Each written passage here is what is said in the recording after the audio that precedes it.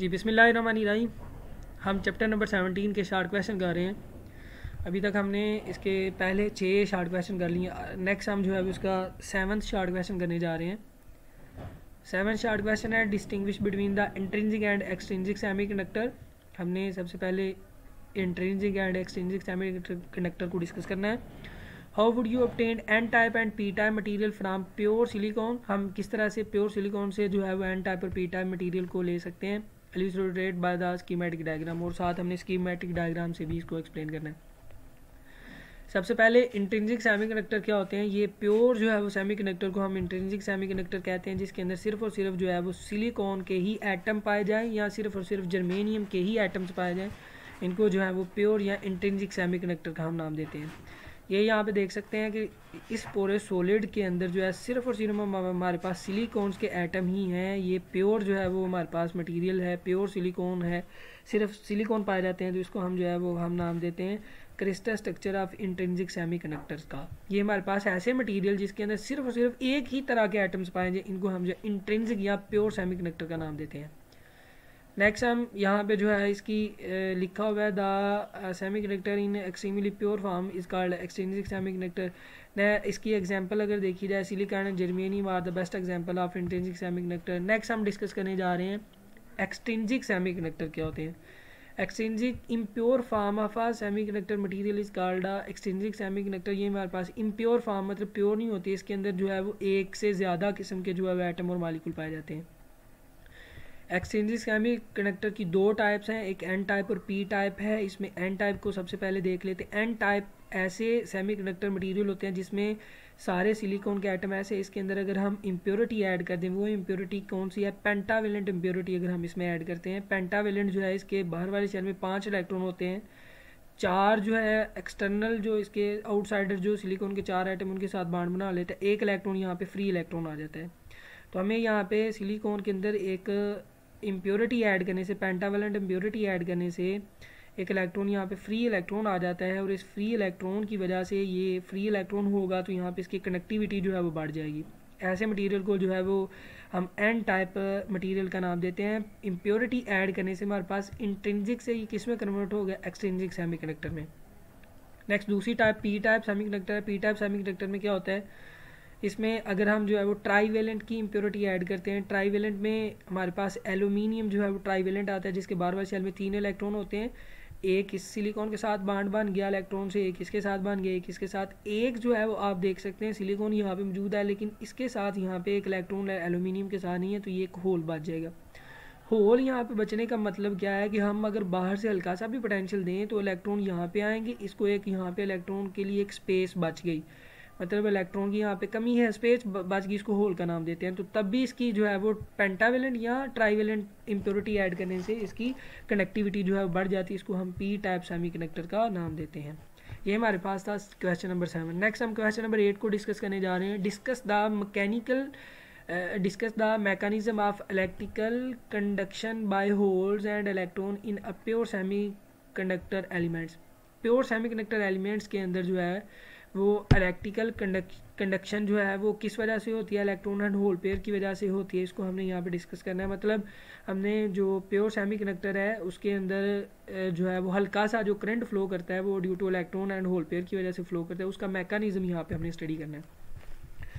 ये देखिए intrinsic semiconductor या प्योर जो है वो सेमीकंडक्टर हमारे पास इस तरह से होता है। अगर हम इसको रूम टेम्परेचर के ऊपर देखें तो कोई वैसे तो अगर हम यहाँ पे देखें तो ये इलेक्ट्रॉन इस शेल को छोड़ के चला गया, तो यहाँ पे होल बच गया, यहाँ पे इलेक्ट्रॉन आ गया, यहाँ से भी इलेक्ट्रॉन गया, होल इलेक्ट्रॉन पेयर यहाँ पे जनरेट हो गए, होल इलेक्ट्रॉन पेयर जनरेट हो गए, होल इलेक्ट्रॉन पेयर यहाँ पे जनरेट हो गए। लेकिन अगर हम इसको 0 केल्विन या 0 डिग्री टेम्परेचर पे इसको लेते हैं तो ये इलेक्ट्रॉन जो है वो इसको छोड़ के कोई भी इस प्योर या इंट्रिंसिक सेमीकंडक्टर मटेरियल के अंदर कोई भी इलेक्ट्रॉन होल पेयर एग्जिस्ट नहीं करता। अगर इलेक्ट्रॉन होल पेयर यहाँ पे नहीं होगा तो तब हमारे पास अगर पोटेंशियल प्रोवाइड करेंगे तो करंट फ्लो नहीं करेगा। लेकिन अगर हम इसको रूम टेम्परेचर पे लेते हैं तो 0 डिग्री टेम्परेचर या 0 केल्विन से अगर बढ़ा के हम रूम टेम्परेचर पे ले आते हैं तब इस इंट्रिंसिक सेमीकंडक्टर का टेम्परेचर बढ़ने से इलेक्ट्रॉन छोड़ के जाएगा, तो इलेक्ट्रॉन होल पेयर जनरेट होंगे।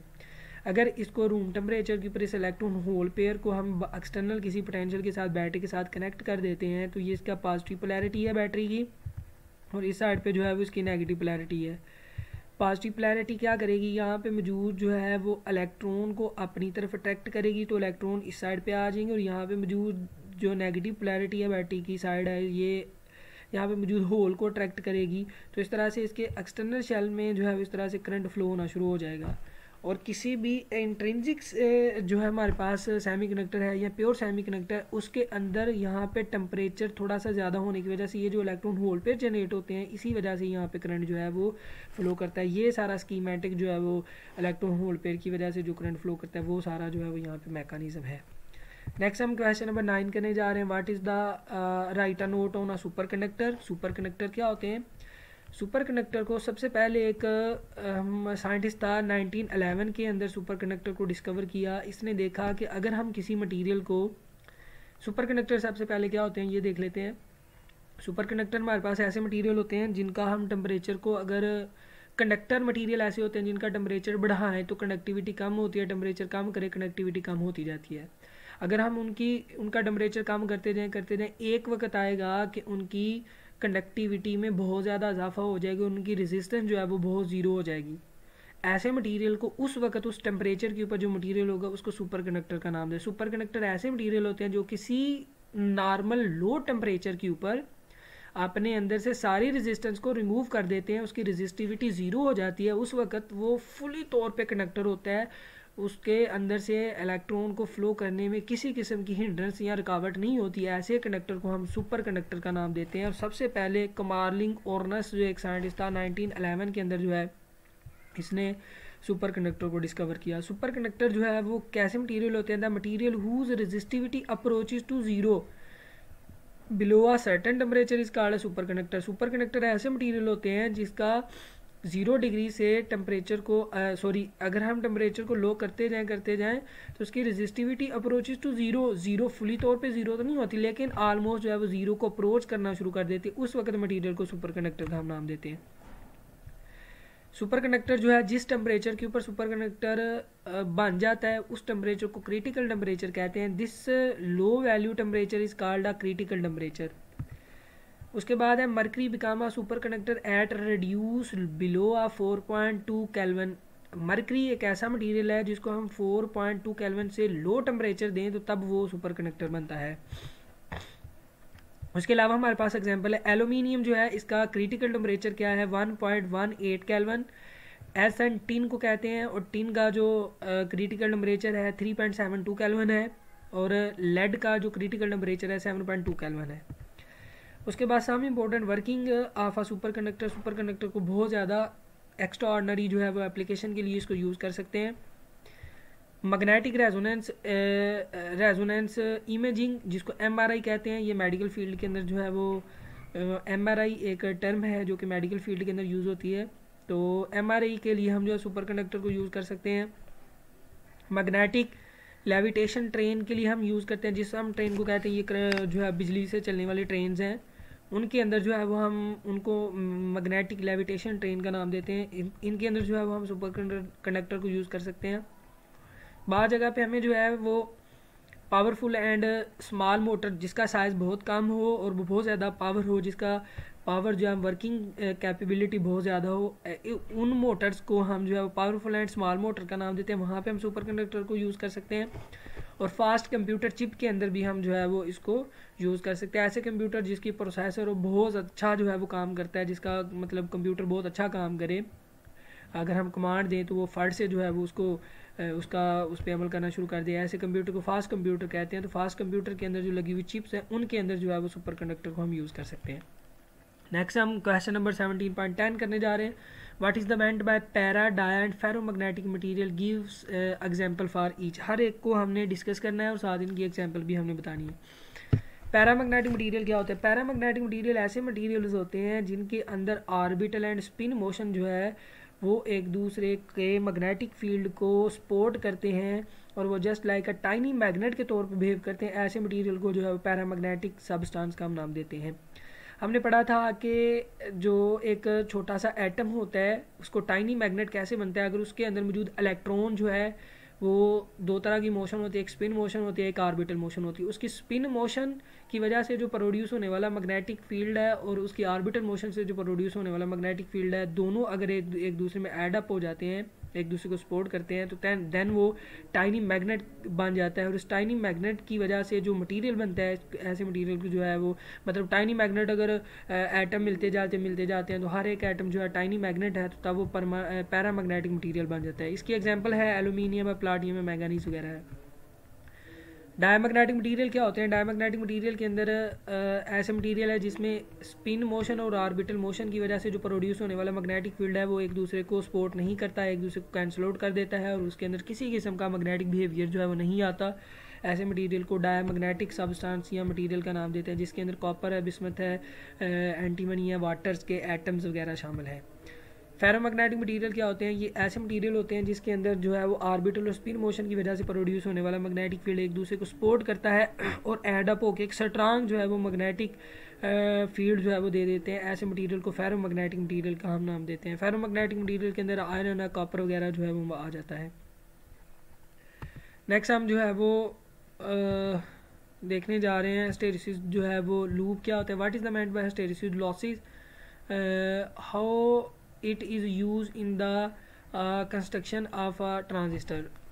हमारे पास हिस्टैरिसीस लूप क्या होता है और साथ हमने यहाँ पे इसका जो है वो कंस्ट्रक्शन ऑफ अ ट्रांजिस्टर हमने डिस्कस करना है कि इसको हिस्टैरिसीस लूप जो है वो किस तरह से ट्रांजिस्टर में यूज़ होता है। हम देख सकते हैं कि एक मटीरियल है, ये लास्ट टाइम टॉपिक पूरा एक टॉपिक हमने इस पर किया है कि अगर हमारे पास एक मटीरियल है जिसके अक्रॉस हमने एक इलेक्ट्रोमैग्नेट रखा हुआ है, जो कि इलेक्ट्रोमैग्नेट किस वजह से बनता है? करंट की वजह से। तो करंट जो है एक्स एक्सिस के लॉन्ग जैसे जैसे बढ़ता है इसका यहाँ पे मैग्नेटिक इफेक्ट जो है यहाँ पे देना शुरू कर देते हैं। यहाँ से लेकर यहाँ तक ये जो है वो फुली तौर पे मैग्नेट बन जाता है।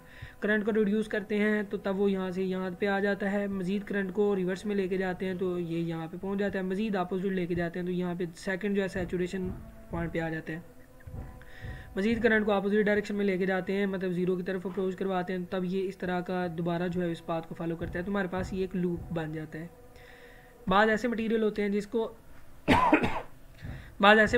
हैं जिसके अक्रॉस अगर हम करंट को अप्लाई करते हैं तो करंट को अप्लाई करने से उसका जो फेरोमैग्नेटिक मटेरियल है वो इस तरह का उसका लूप बन जाए। ऐसे मटेरियल जिसका लूप जो है वो छोटा बने, जिसके लूप के अंदर एरिया स्मॉल आ रहा हो, ऐसे मटेरियल के अंदर से अगर करंट पास करवाएं तो वहाँ पे जो एनर्जी लॉसेस हैं वो कम आते हैं, तो हम कहते हैं वहाँ पे हिस्टैरिसीस लॉसेस जो है वो कम है। लेकिन ऐसे हार्ड फेरोमैग्नेटिक मटेरियल जिसको अगर हम उसका हिस्टैरिसीस लूप देखें तो उसका एरिया ज़्यादा आ रहा हो, उस वक्त एरिया ज़्यादा आने की वजह से उनके अंदर से करंट पास करवाएं तो वो एनर्जी बहुत ज़्यादा लॉस करते हैं, रेजिस्टेंस बहुत ज़्यादा होने की वजह से एनर्जी लॉस करते हैं। ऐसे को हम कहते हैं हिस्टैरिसीस लॉसेस जो है उसका ज़्यादा है। तो ये जो हिस्टैरिसीस लूप है ये ही हमें हिस्टैरिसीस लॉस के बारे में बताता है।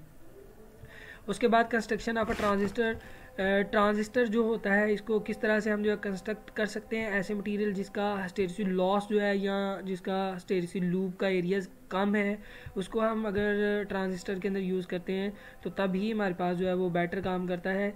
Iron frame is use as a core of a transformer because it has small hysteresis area. और अगर हम सॉफ्ट आयरन कोर को देखें या आयरन का फ्रेम को अगर हम मैग्नेटाइज बनाएं तो उसका एरिया जो है वो स्मॉल होता है। स्मॉल एरिया होने का मतलब है उसका हिस्टैरिसीस लॉस जो है वो कम है। Small energy is loss during the magnet, और उसको मैग्नेटाइजेशन करने के लिए उसकी एनर्जी जो है वो क्या होगी? स्मॉल लॉस होगी। In this way hysteresis loss use to decide the whether the material is suitable for construction of a transformer और नॉट। और तभी जाके जो है वो हमें बताएगा कि इसको हमने ट्रांसफार्मर के तौर पे यूज़ करना है या नहीं करना। मतलब इसका ये है कि कुछ ऐसे मटेरियल होते हैं जिनके अक्रॉस से हम जो है वो उसको हम देख सकते हैं आया कि इसको अगर हम कंडक्टर के तौर पे यूज़ करेंगे तो क्या ये बेटर कंडक्टर के तौर पे बिहेव करेगा या मतलब हमारे पास अच्छा कंडक्टर नहीं आएगा। उसका अगर हम हिस्टैरिसीस लूप देख लेते हैं तो वही हिस्टैरिसीस लूप जो है हमें बताता है कि ये जो है अच्छा कंडक्टर बनने के काबिल है या नहीं है। तो ये हमारा जो है वो इसके सारे शार्ट क्वेश्चन कंप्लीट हो गए। ये जो है वो चैप्टर नंबर 17 कंप्लीट हुआ। इसमें अगर आपको किसी भी क्वेश्चन की समझ नहीं आई या किसी पॉइंट की समझ नहीं आई तो मुझसे कमेंट सेक्शन में पूछ सकते हैं। जी अल्लाह हाफिज़।